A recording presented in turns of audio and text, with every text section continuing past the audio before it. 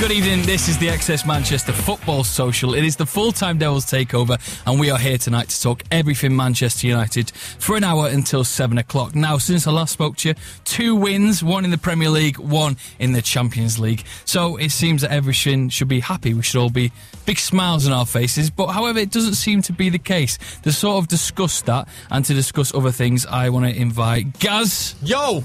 Jonathan.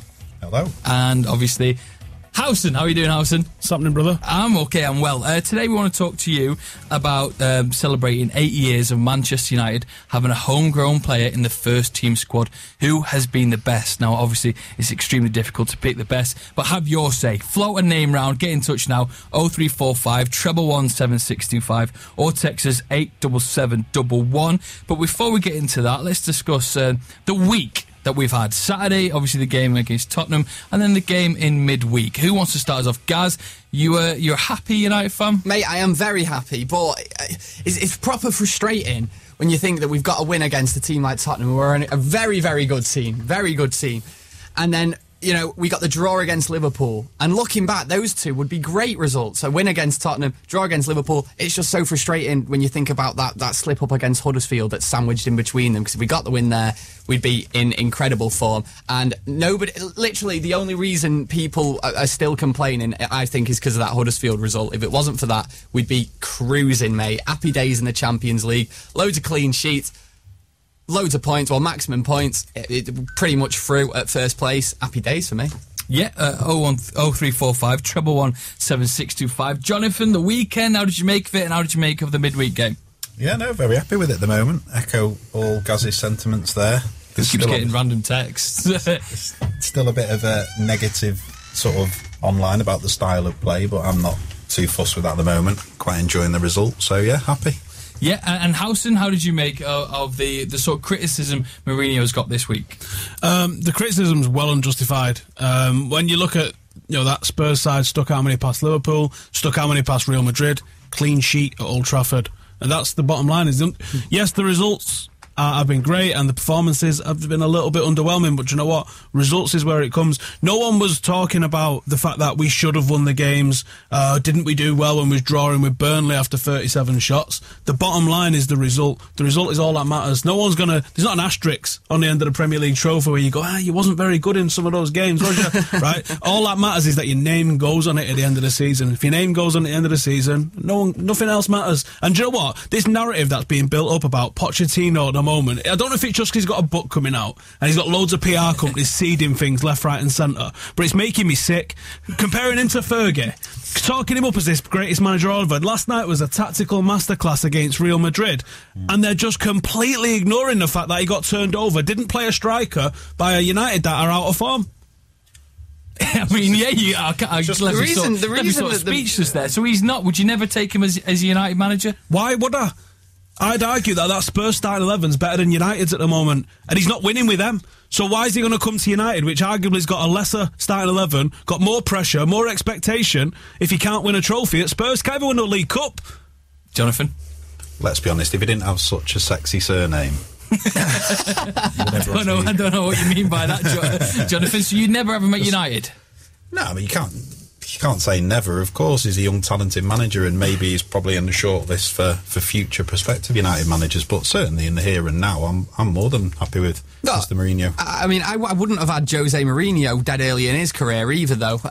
But you need to give Pochettino a few more years. Let's see what he can achieve in English football. Because I think he's going to be a really good manager, and maybe one day he'll be at the standard that United. Well, that's the point, guys. He's got potential. I'm not denying he's got potential. Yeah. And I'm not denying that he's created quite a good team on not a great deal of cash there. What he's done at Spurs is pretty good, but until you win things, exactly, that's all that matters. I completely agree. This is all that sport's about, is winning stuff. Not, I mean, we're taking the mick, aren't we, saying didn't they put pressure on last season? But at the end of the day, people are saying, he didn't spend a lot. Like, the whole Spurs team got put together for less than the price of Pogba and Lukaku. Cool. Well, why did Leicester win the league then ahead of Spurs? Yeah, exactly. I'm saying, like, maybe one day After he's proved himself a little bit, he can come to United. But at the minute, nah, he's not won out. What's the point? He's also only won 3 of 31 away games against top 4 or top 6. Not sure which one it was. Yeah, you hear it here first. 87711. Before we get on to the best homegrown talent that United produced, let's bring up the talking point that a lot of newspapers made a big deal about, and that was the penalty take. Blint taking the penalty ahead of Lukaku. Does anyone make anything of that? Is it something to fuss about, or is it just move on? Because the newspapers house seem to make a big deal of that. Everything's news with United, mate. It's an absolute disgrace. And do you know what I saw earlier? The Mirror, right? The Mirror has gone, some poor 17-year-old lads died of a cardiac arrest that plays at Antwerp. And they've just thrown United in the headline because Antwerp used to be a feeder club for United. That's what they've done to try... anything... I mean, that makes me sick, that, what they've done. That's an absolute joke. Anything to link Manchester United to the news. It's sad that our young man's died. Why'd you have to link it to United when it's got nothing to do with us anymore? Completely agree. Absolute joke. Yeah, and also another article that typified that last week was someone had written about that Mourinho should contact Klopp to see how to beat Huddersfield, despite the fact that we beat Spurs and obviously they got trounced by Spurs. So it's just like any excuse. Narrative, Johnny. The narrative at the moment is a joke. It is. Do you want to know what it is? Here we go. Gaz is speaking. The way that you know it's going to be gold. The way I look at it, right? Sit tight. They love Spurs, the media, and they love Liverpool and all that, and it's usually just because they're not very good. Man United have won an obscene amount of trophies in the past 10 years. And that's at the end of the day, that's why we will keep getting trodden on by the media, and they'll keep trying to get on the back of us because they know that people click on it. Because people don't like Man United because we win so much. People like Spurs and Liverpool because they don't win out. 0345 17625. Have your say. Now, it's a birthday this week as United celebrate 80 years of having a homegrown player in the first team squad. The question I'm going to ask you is pretty impossible to define just one, but maybe pick one that you think. It is, what homegrown player has done the best for Manchester United? Best or greatest? The best, greatest. You keep switching up your definition here, Joe. Do you know what? I'm going to go for greatest then. Right. There's only one answer, so come to me last. Okay, Gaz? I want to go for one that I don't think these guys will say. And I don't want to say him. Yeah, that's it. Yeah.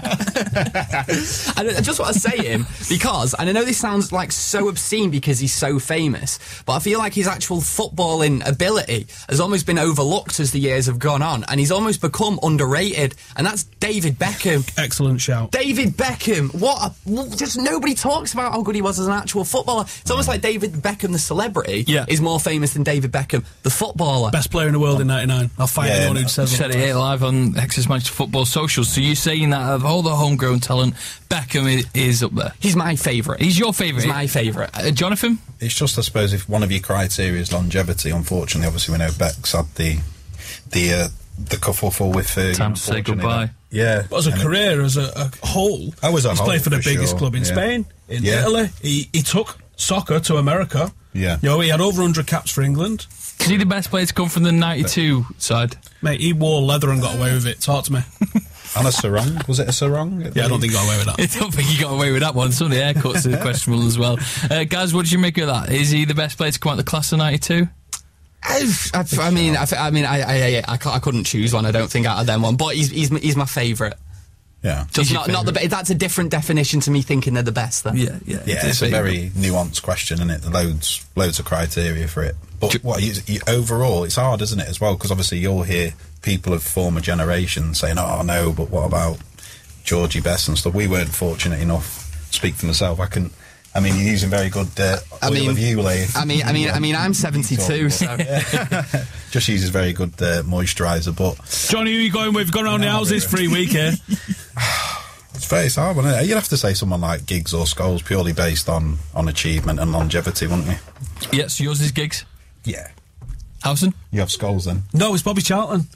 How's it not Bobby Charlton? The guy's a World Cup winner, a League winner, an FA Cup winner, Munich survivor, Busby Babe, Ballon d'Or winner, was the record scorer for England, the record scorer for United when he retired, did 20-odd years, and made bald cool. Dragged United, I'm not so sure about that. More specifically. Dragged United up as well from the Munich air disaster, winning the European Cup. If it wasn't for Bobby Charlton, who knows what Manchester United would even look like nowadays. So we've came to a conclusion. Does Charlton win?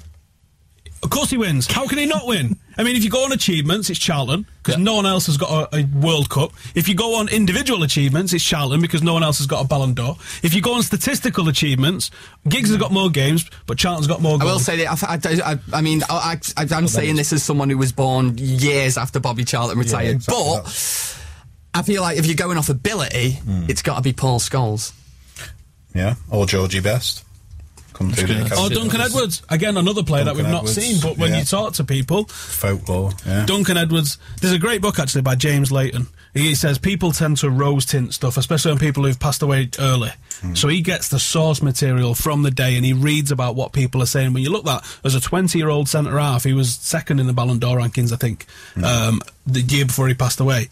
And his book's called The Greatest. It's not called This Guy Was Half Decent. It's called The Greatest. And he goes on and he looks at all of what the papers were saying versus what they were saying about this guy versus this guy at the time. So there's no rose tinting, there's no rewriting history. Here's what they were saying at the time. Duncan Edwards was unbelievably good. And he's the only person that Bobby Charlton says making him feel intimidated. Now, think he shared a dressing room with Bobby Moore, George Best, Dennis Law, all of these fellas. And he says, no, Duncan Edwards is the only one that made him feel intimidated. I've got to go with Bobby Charlton on that one. Tell you what, there's some mega names that were thrown about. It is mega names. I tell you what, it's good being a red, innit? 87711. Let me know who your Tom Greatest is. I'm moving on to a quote now that I saw in the paper. We'll look ahead to Manchester United, of current and the season that we're having. And our favourite, all of our favourites, I think he's your possible favourite, Howson, Jamie Carragher. Yeah, no, I'll leave that there. Jamie Carragher came out with a quote today that said United need Zlatan back. Now, it is a state of a squad if they need a 36-year-old striker. Hang on, Joe. What do you mean, hang on? If United need a 36-year-old striker. This is Zlatan we're talking about. Okay. We're talking about Zlatan. Yeah, but so he will change United's... I disagree with Carragher for not the first time ever, but I think Zlatan's going to bring something back because we've said it a lot, mate. This team lacks character at the moment, and when Pogba's gone, you've not got someone who'd give me the ball in these big games. Zlatan will do it, and I don't think he does it as a number 9. I thought he had his uses last year, but I think there's someone played a little bit off Lukaku to be able to feed balls into him would be fantastic. Zlatan could do that. So when he comes back, sort of where does he fit in your side then? Well, at the moment, mate, I'd drop Mkhitaryan because he's not exactly pulling trees up, is he? And you just put him straight back in there as a number 10 where Mkhitaryan's been playing. Give him a bit of a freedom to roam around and do it once, because last year we found him in the number 6 position, didn't we? Instead of leading the line. So yeah, just get him in as a number 10, play off Lukaku. What a forward line. Are you kidding me? Set piece, deadly. What were you going to say, Gaz? I was just going to say it gives us a different option, a very different option to Lukaku. One of the things that I've noticed from watching him this season, some positive things that are different to Zlatan and some negative things that are different to Zlatan. I like the way that Lukaku just stays up top and stays the striker, but often in games where maybe we're not on top, you see him disappear a little bit, where Zlatan will drop deep and get involved in the midfield. So it just gives us that other option, and it's not a case of needing a 36-year-old striker. It's just that he is our other option who's been injured. He's returning back from injury. It's always good to have another option, isn't it? Absolutely. Jonathan, when he comes in and he's an important player to Manchester United, he sits there. Do you give him a chance? Do you start him a game, or do you bring him on? Do you use him as a sort of sub that sits on the bench and maybe for killer sort of, in the last 10 minutes, if we need a goal, Zlatan's the guy who comes on? Or does he, obviously when he gradually gets back into the first team squad, does he ever appear on the starting 11? I can't imagine Zlatan being happy sitting on the bench for 80 minutes and coming on and being a hero, but no, I think he'll get plenty of games. We've got plenty of games coming up, haven't we? At the end of the day, the fixture congestion, he'll rotate them all around. It will be interesting to see if he can play with Lukaku. Really interesting to see. But of course, like Gaz says, how can he not be a boost to your squad? I don't think it's necessarily a case of needing him, but definitely a boost to the squad. Let me roll this scenario around your head. We're 2-0 down at Huddersfield away. Everyone walks into the dressing room. You tell me Zlatan's not turning that dressing room around. Yeah. Or who was if we didn't have Zlatan there? Because I don't think we came out of the second half looking like we'd had any sort of chewing out. And I sort of think the sort of character we need. There's no way Zlatan loses at Huddersfield. No. Well, yeah. I agree. Fair point. It's almost like He's having a character for sure. Yeah. Even if he's not the captain, it's almost like having another captain on the pitch. Yep, 0345 17625. We're going to be discussing the Chelsea game that's coming up on the weekend. Also going to be playing a little game that I haven't run past two of the guests so far yet, so I'll make sure I run past that during the break. I've got a question to ask you, question of the day. You need to name for me every player that has worn the number 7 shirt for Manchester United in the Premier League era. Get a pen and paper, write that down, text it in before the end of the squad. Don't give any away now. I want every single player, who has worn the number 7 shirt for Manchester United by the end of the show. If you want to get in touch tonight, text us 87711, tweet us at XS Manchester or at FullTimeDEVILS. Let us know. Gents, are you confident you can get every single one? There's only 5. I know. I feel like I've counted them, and I'm now thinking like, there must be someone I'm missing. Well, I'll let you know. I'll let you know at the end of the show. 87711 0345 111 7625. So, gentlemen, it is now November, wherever the month's gone. We want to discuss something with you. October Player of the Month. We all need to nominate a player. Why? Housen, you've eliminated one player from everyone's selection, and who's that player you've eliminated? No comment. Who is the player you've eliminated? No comment. So if my player of the month was Ashley Young, what would you say? I say people need to watch football better and stop looking at highlights. And that's all I'm going to say on the matter. You wouldn't say that. Right, Housen, let's have your say then. October Player of the Month, who are you going for? I don't know, actually. You don't know? No, I was thinking about it then. I'll say Pogba, just because this month has made it like abundantly obvious how much we need him and how good he is. So hold on, your Player of the Month is someone who hasn't really played for Manchester United. I'm joking, of course. You're going to have to let me have a think about it, mate, to be honest. Hold on. Dave's been decent. We kept a few clean sheets. What do you want me to do? Like, just just delay this. Do you know? Go to the ads. I would probably say probably Marcus Rashford. I would say Marcus Rashford. You know what? Tony.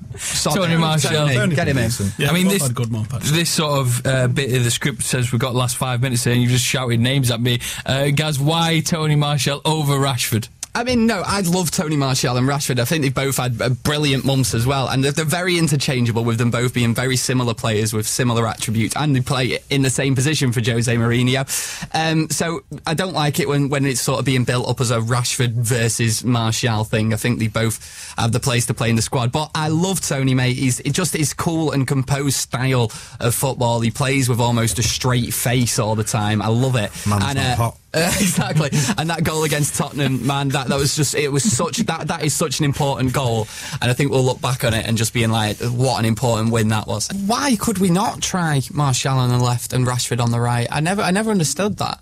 It's just something that he never really wants to go for. But do you know why he doesn't do that? I'm going to go for the jugular. Let's see what happens. I think when you play Mkhitaryan or Mata on the right hand side, it gives you a real asymmetric kind of style of attack. In our heads, we go, oh, Rashford's really straightforward and just gung-ho, and Martial's just boom, and that would be good. But there's obviously other things that Mourinho's trying to look after in a game, and a lot of that would be possession, entering the final third and transitional play, and that's what you do get out of Mkhitaryan and Mata, and that you don't necessarily get. Your link man can bring that in, can't he? I mean, we'd all be excited to see both of them on an either wing, wouldn't they? Because it would just remind you a little bit of the old, I know it's not 4-4-2 nowadays, but the old Giggs and Chelsea is just absolute rapid. Can you imagine if we had it with, Rashford and Martial on the wings, Zlatan in the 10, Lukaku? It'd be ridiculous. It's upsetting that we're saying it like it'll never happen, and that's upsetting in a way, isn't it? Because we kind of want it all to. I know, and I kind of get why it's not, though, when you think about it. I mean, we wouldn't be able to hold on to the ball for too much longer, would we? With Martial and Rashford, not players renowned for that sort of thing. But just against the smaller team, mate, I'd love to just see what we can do. Huddersfield. Yeah, don't. Who was your player of the month? Have you thought about it yet? Housen? No idea, mate. You've no idea? That just sums up how ordinary the month was, and how it's been some excellent results, if not excellent performances in there. We've got through the month, we've kept how many clean sheets, we're top of our group and qualified more or less in Europe, and we're still on the hunt in the league. If we end up beating the Blues in a derby, it's all on. And it's all... Talk of them winning the league at Christmas will be out the window, won't it? And it's all because of Ashley Young. 0345 17625. Let's talk about Ashley Young then, because I mean, Gaz brought it up, Houston. He's been included in the England squad, the next England squad. Now, I mean, is it justified? Houston, would you not pick him for England? No. Well, I don't care if he gets picked for England, to be fair. There's things I care about. There's not many things I care less about than England. But, so I don't care if he gets picked for England. Honestly, what's the beef with Ashley? What's the beef gone? It's not a beef. What it is I don't recognise him as a capable footballer, and because I don't recognise him as a capable footballer, he'll bang in one cross, which for some reason works, always Fellaini at the back stick, and everyone goes, best crosser of the ball at the club, and I want to throw up. When you look at it statistically, he was the worst player in the Premier League at weekend in terms of retaining the ball. He had the worst passing accuracy in the Premier League of all of the players who played at the weekend, and people tell me he was man of the match. You all need to watch football better. 87711. Not justified then, Gaz. Would you pick him for your England squad? Is he currently out there one of the best defensive wingers in English football? No.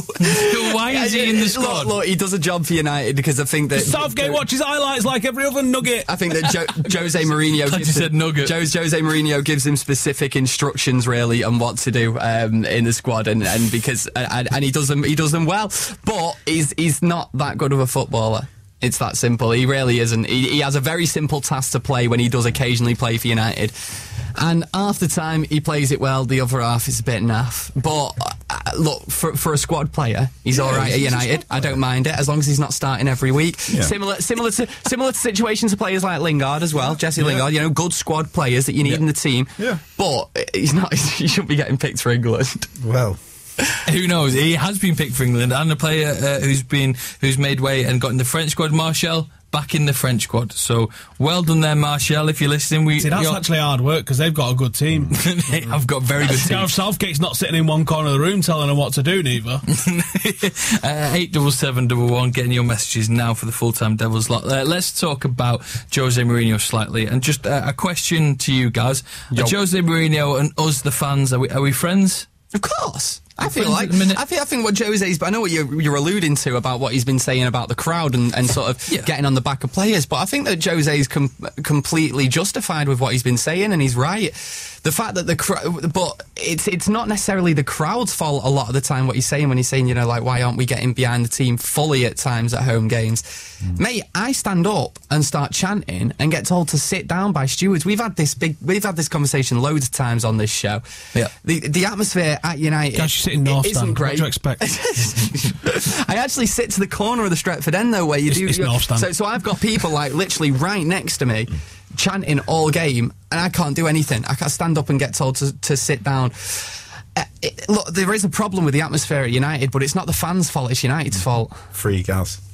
Free gas. You're absolutely bang on, no, Gaz, because it is, because they've got executives right bang in the middle of the Stretford end, which should be the heart of where United support. I'm on tier 2 in Stretford end, which is stood up, which is noisy, which is having it, but all the noise gets caught up behind the roof, so it never travels. You can see J Stand's having it, but we can't hear that from where we are on the other side. And then you see the bottom half of K Stand, that's all stood up, but I'm getting told at the middle of K Stand they're getting told to sit down. Yeah. What's it all about? If it's all right to stand up in J Stand, it's all right to stand up wherever you stood up. Look, and you know what? Can I just make this as well to anyone listening?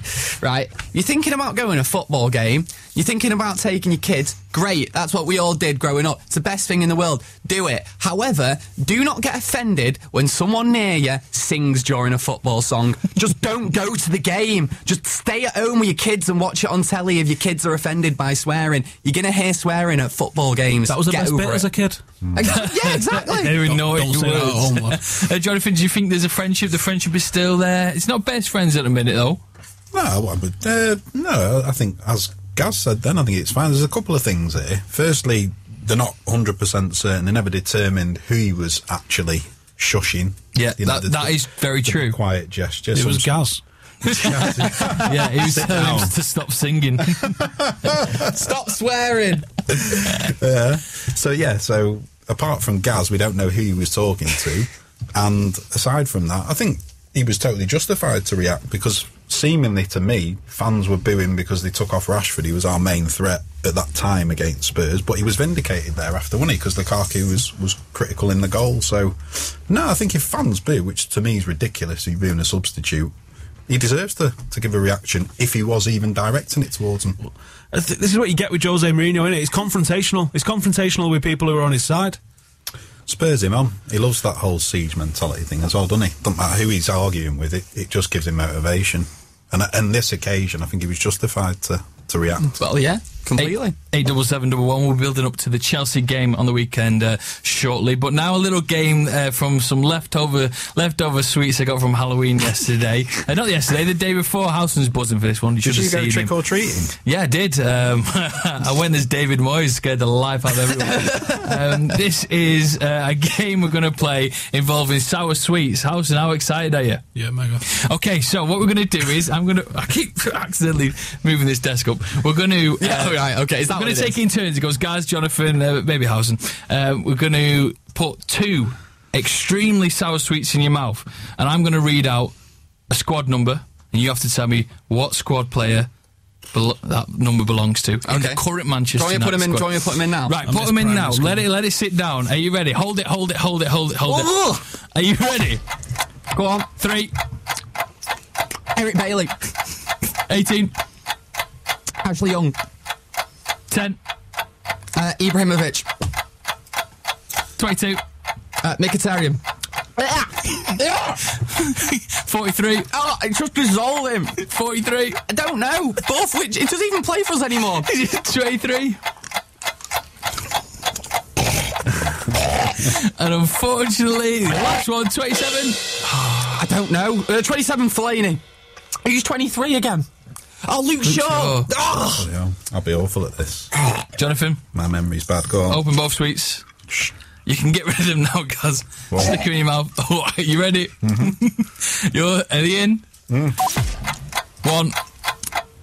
David De Gea. Number 9. Number 9. Lukaku. 16. Carrick. Number 5. Number 5. Well, pass. It messes with your brain. Number 36. Fullback. Oh, we're Matteo down. It's done. Yeah. Howson, are you ready? Spit all over me. They are. Are you got your sweets ready? Come on, Howson. Come on, get him in. Get him in. Got a chant going. They're not gluten free. After about 10 seconds is when they get really bad. Yeah, sorry about that. I think, Gaz, you won there. Thank you very much. I came last, Howson. Cool. Before we get on to the preview of the weekend, I want to obviously give you this question again. We will answer this question at the end of the show. Can you name every player to wear a number 7 shirt for Manchester United in the Premier League era? And now to give you a clue, there is 7, and we've got all 7 in the studio, but we want you to get your 7 in now. Wait, what? I thought you just said we've got all 7 of them in the studio. Di Maria will never come back to Manchester. Yeah. He hates the place. Give him some sour sweets. 0345 1 7625. Text in 87711. Andy Pitcher has already got his 7 in. You've got all 7 right, Andy. Well done. The Chelsea game on the weekend. A big game. Big game, isn't it, guys? You ready for it? No, I am. mate. To be honest, right? We're getting the results at the minute, and we're grinding out the results as well. And Chelsea coming off the back of that loss as well in midweek, and that defending as well, mate. That looked like. Have you ever played like online on a football game like FIFA? You ever played it like with your mate, so you're both controlling the same team? Oh, it was awful. That was exactly what that defending was like. But I guarantee they'll play Man United this weekend, and they'll turn into a brick wall. So they obviously haven't been doing too well, House and Chelsea, and United fans have got a bit of confidence going into it in a way. Do you think that's justified? Will United go there and give them a good game? If Pogba's back, yes, I think we can and we will. If he's not back, then I expect we're probably going to... We're not going to park the bus. I hate that phrase, because that's not what we did. And actually, can we just set the record straight? It's not what we did at Liverpool either. If you listen closer to what Jose Mourinho was saying, he was waiting for the optimal time, and his substitution showed that he wasn't parking the bus. If you don't bring on Lingard and Rashford in a game, that you're trying to park the bus. But I do think he'll probably go for a draw, probably. I think if we've not got Pogba back, if we have got Pogba back, I'd hope to see us play a little bit more expansive and try and be on the front foot a little bit more.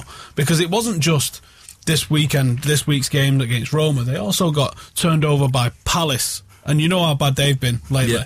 Now City went there and absolutely wiped the floor with them, and it looked great on its own as like a single match, but when you take it into account with the results that followed it, Palace turned them over, Watford should have turned them over, what's happened at Roma, maybe we can go there and we can turn them over. But you could have said the same about Liverpool, and I think that if we don't have Pogba back, you'll probably see a similar game. Is the game in these games where maybe we're going to play a little bit more defensive, and you really need someone who can link the defence to the attack, and that is where Paul Pogba obviously usually slots in. So like Howson says, him being in the team is massively important. Would Mourinho throw Pogba straight into the starting 11? Absolutely. Do you think? Yeah. Do you think, Jonathan? Oh, yeah. Even though what happens if he goes on, Pogba goes on, gets injured again, then we criticise the manager for bringing him on and putting our key signing on the bench. But what if we go there, he's on the bench, we don't play well creatively in midfield, and everyone says, oh, we should have started. But you can't win, can you? The manager can't. You can win.